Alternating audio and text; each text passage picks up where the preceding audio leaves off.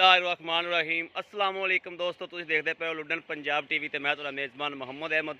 सब तो पहले जनाब अपने चैनल लुडन पंजाब नूं करना है सबसक्राइब और बैल आइकॉन नूं करना है प्रेस ताकि मेरी आने वाली अच्छी और बेहतरीन वीडियो जनाब मेरे वीर वेखन। सब तो पहले जनाब वीरा वास्ते बच्चे तो जाएगी वीरा वास्ते जनाब पहले जनाब वैड़ लैके आए हैं और माशाल्लाह माशाल्लाह लिबास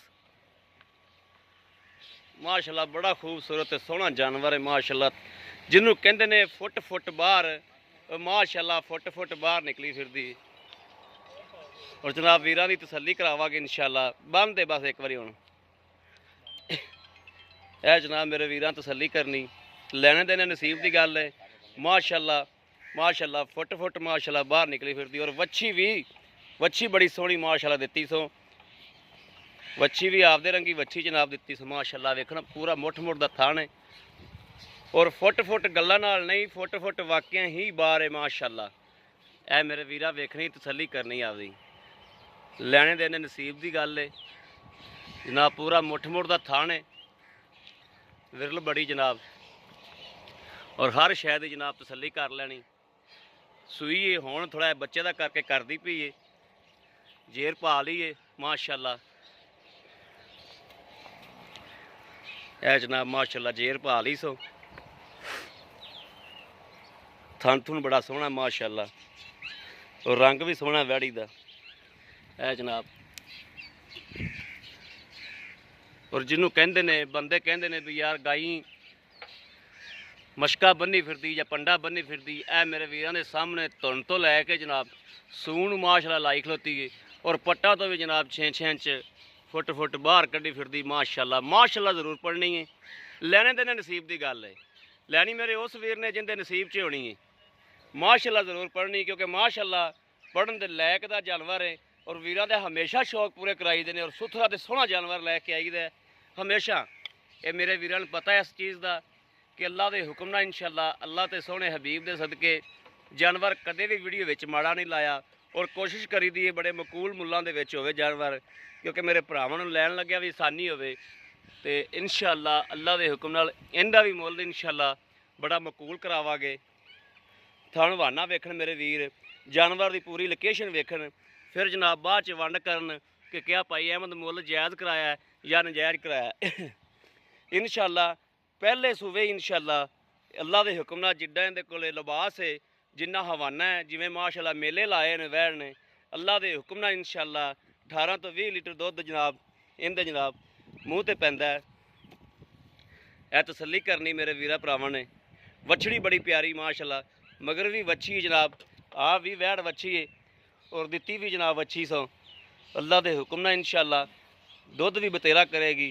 और जिन्हों मेले कहते ने माशाल्लाह मेले लाए ने माशाल्लाह थल्लों और वैड़ पहलन हो के जनाब बड़ा सोहना माशाल्लाह लिबास सो बच्चे का करके जनाब थोड़ा जिहा ड्रामा जिहा कर दी है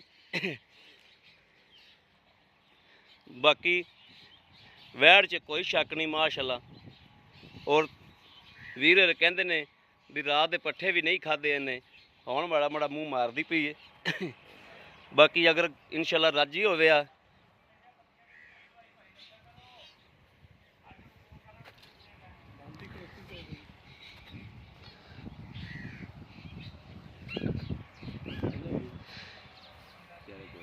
जनाब आओ हा वीर जी मड़ा मुੱਲ करो दसो सानू। हाँ जी अगे आ जाओ जी। ठीक है अस्सलाम वालेकुम जी। वालेकुम सलाम भाई जी। भाजी अपना नाम दस दिओ। मेरा नाम शकील जी। शकील भाई शकील ये वैड़ जी अपनी है ये किनवा सूआ सूई है? पहला सूआ जी। पहला सूआ सूई है ते एक कदों सूई है? ये सुबह 5 बजे सूई है।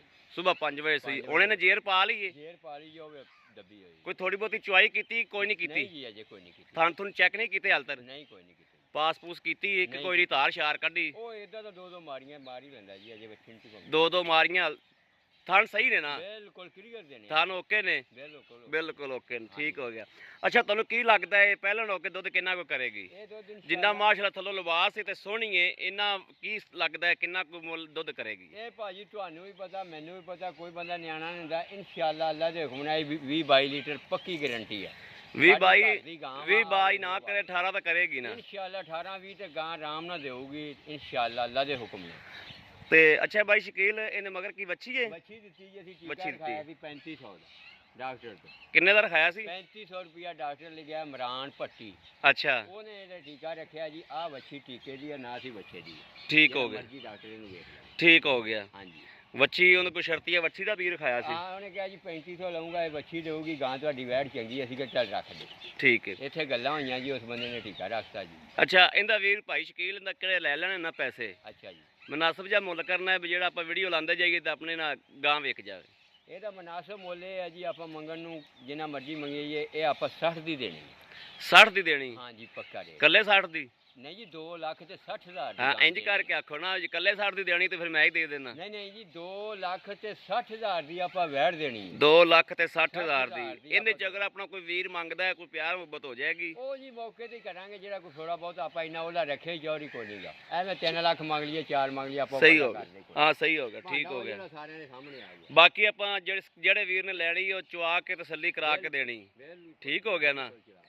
ਇਹਦਾ ਥਣ ਵਾਣਾ ਹਰ ਸ਼ਾਇਦ ਤੁਸੀਂ ਚੁਆਈ ਕਰ ਲੈਣੀ, ਬਲਕਿ ਮੇਰੇ ਹੁੰਦੇ ਚੁਆਈ ਇੱਥੇ ਕਰੋ ਕਿ ਆਪਾਂ ਇਨਸ਼ਾਅੱਲਾ ਤਸੱਲੀ ਕਰਕੇ ਵੀਰਾਂ ਨੂੰ ਪੂਰੀ ਗੱਲਬਾਤ ਕਰੀਏ। ਠੀਕ ਹੋ ਗਿਆ। ਲਓ ਜੀ, ਮੇਰੇ ਕਿਸੇ ਵੀ ਵੀਰ ਭਰਾ ਦੇ ਜਨਾਬ ਪਸੰਦ ਹੋਵੇ ਰਾਬਤਾ ਕਰ ਸਕਦੇ ਨੇ 0307 00 15 881 0307 00 15 881। ਇਹੋ ਹੀ ਜਨਾਬ WhatsApp ਨੰਬਰ ਹੈ, ਇਹੋ ਹੀ ਰਾਬਤਾ ਨੰਬਰ ਹੈ। ਬਾਕੀ ਉਮੀਦ ਕਰਾਂਗੇ ਸਾਡੀ ਅੱਜ ਵਾਲੀ ਵੀਡੀਓ ਮੇਰੇ ਵੀਰਾਂ ਨੂੰ ਪਸੰਦ ਆਵੇਗੀ। ਪਸੰਦ ਆਵੇ ਕਮੈਂਟ ਲਾਈਕ ਸ਼ੇਅਰ ਆਦੇ ਵੀਰ ਨੂੰ ਜ਼ਰੂਰ ਕਰਦਾ ਰਹਿਣਾ, ਤਾਂ ਕਿ ਤੁਹਾਡਾ ਵੀਰ ਤੁਹਾਡੇ ਵਾਸਤੇ ਬਾਹਰ ਫਿਰ ਕੇ ਅੱਛੇ ਤੋਂ ਅੱਛਾ ਜਾਨਵਰ ਲੈ ਕੇ ਜਨਾਬ ਹਾਜ਼ਰ ਹੁੰਦਾ ਰਹੇ।